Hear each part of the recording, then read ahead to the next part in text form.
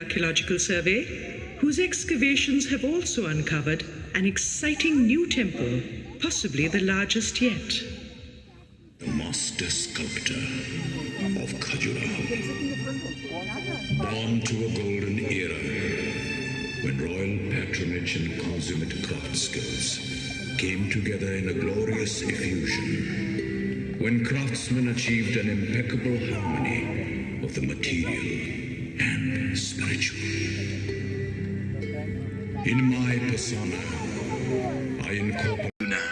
Oh, my lord, how shall I live without you? You shall bear a son who will be a famous king and found a great dynasty called Chandela, Moonborn. He will immortalize the memory of our love. A son? How am I to face the world? I am dishonored. My beloved, our son shall build glorious temples to atone for our illicit love. But first, you must go to Khajuraho. Khajuraho? What is this Khajuraho, my lord? It is on the banks of the Karnavati River and is named for the golden khajurs, the date palms that cluster around the village and adorn its resplendent gate.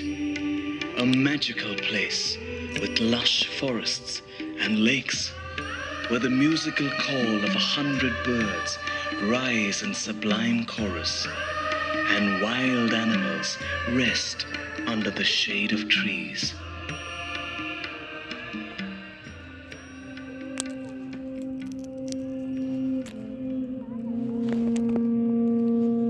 Hemavati traveled to Khajuraho, where she gave birth to Chandravarman, who it is said built 85 temples to atone for his mother's sin.